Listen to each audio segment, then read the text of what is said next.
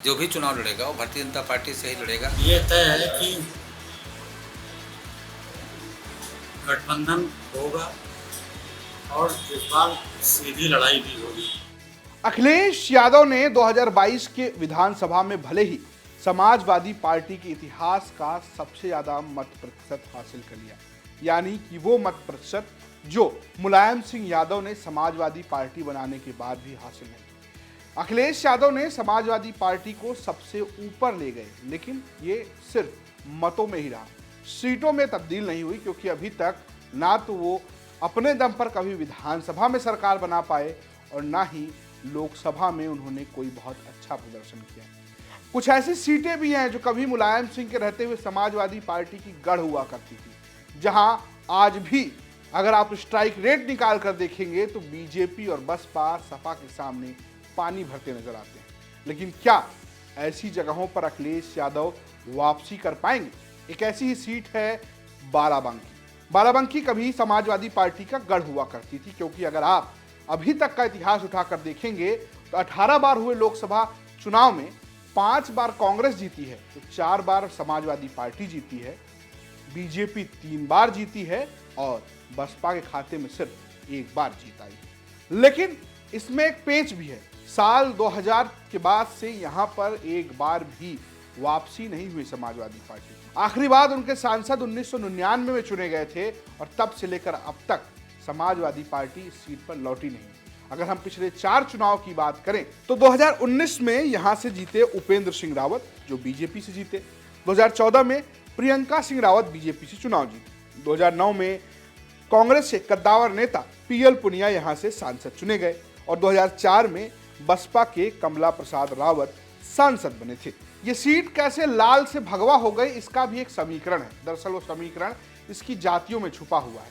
अगर आप देखेंगे तो जो जीतने वाला मामला है वो आपको हमेशा एक खास बिरादरी की दिखेगी। उसमें वो जो नाम है वो रावत के पास आता है, क्योंकि यहाँ पर इनकी संख्या बहुत अच्छी है। इसके अलावा मुसलमान प्लस यादव प्लस दलितों का जब कॉम्बिनेशन बना तब समाजवादी पार्टी चुनाव जीतती रही। लेकिन जैसे ही बीजेपी कुर्मी और अति पिछड़े यानी कि गैर यादव पिछड़ों पर फोकस करना शुरू किया, समाजवादी पार्टी की कुर्सियां यहां से हिल गई। अगर हम आपको बताएं कि इस सीट पर कितनी जातियां हैं तो आप इस पूरे समीकरण को बहुत आसानी से समझ सकते हैं। बाराबंकी के सीट की जाति समीकरण की बात करें तो यहाँ सबसे ज्यादा संख्या मुसलमानों की है, जो करीब 19% है। इसके बाद बारी आती है यादवों, जो करीबन 12.5% है। रावत जो करीब 11% के करीब है। ब्राह्मणों की संख्या लगभग 11% है और कुर्मियों की संख्या लगभग 10.5%। वही स्थिति क्षत्रियों की बात की जाए तो इनकी संख्या 9% के करीब है।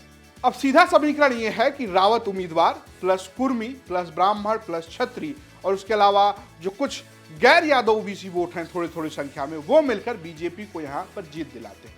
लेकिन क्या इस बार भी ऐसा होगा, ये कहना अभी बहुत मुश्किल है, क्योंकि अगर यहां गठबंधन हो जाता है, अगर कांग्रेस और सपा एक साथ आ जाती है तो खेल पलट सकता है। हालांकि सपा अकेली भी यहाँ खेल पलटने का मादा रखती है। स्थानीय पत्रकार ये भी बताते हैं कि जिस तरीके से पीएल पुनिया ने यहाँ पर वोट हासिल किए थे, अगर वो सपा के साथ जुड़ जाएंगे तो बीजेपी को बहुत मुश्किलों का सामना करना पड़ सकता है। सुनिए क्या कह रहे हैं स्थानीय पत्रकार।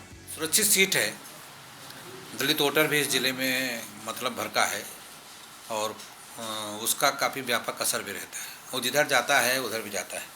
पिछड़े वर्ग के लोग भी काफ़ी हैं, लेकिन पिछले 2014 के बाद यहाँ पिछड़े वर्ग के मतदाता भारतीय जनता पार्टी की तरफ गए हैं, खासकर कुर्मी मतदाता, और उनके साथ जो अति पिछड़े कहे जाते हैं उस वर्ग का भी काफ़ी वोटर भारतीय जनता पार्टी से जुड़ा है। जातिवाद पहले तो व्यक्तियों के नाम पर होता था कि फला जाति के व्यक्ति पार्टी का प्रत्याशी है तो फला जाति के वोटर उसको देंगे, लेकिन पिछले 2 चुनाव में देखने के आ रहा है कि आजकल जातियाँ जो हैं वो दलों की ओर खिंचती दिख रही हैं कि फला जातियाँ फला दल में जा रही है, फला जात फला दल में जा रही है।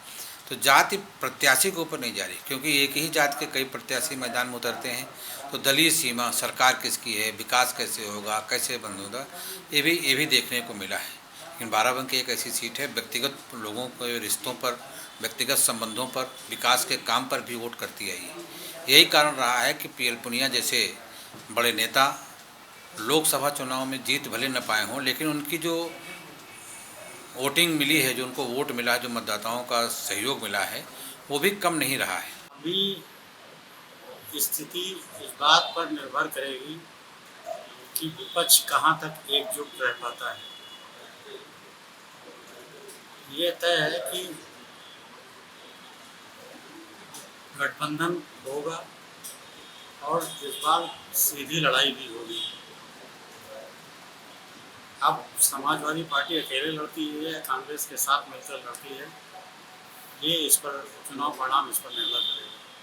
यदि समाजवादी पार्टी अकेले चुनाव मैदान में उतरती है और कांग्रेस भी चुनाव मैदान में उतरती है तो इसका फायदा भाजपा को मिल सकता है। जहाँ तक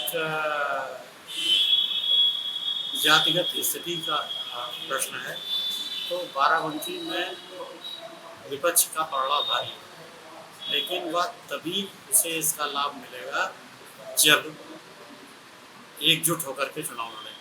तो स्थानीय पत्रकारों की माने तो जो लड़ेगा वो बीजेपी से ही लड़ेगा, लेकिन बीजेपी के लिए जीत 2019 की तरह आसान नहीं होने वाली है, क्योंकि यूपी में जातियों को लेकर राजनीति तेज हो गई है।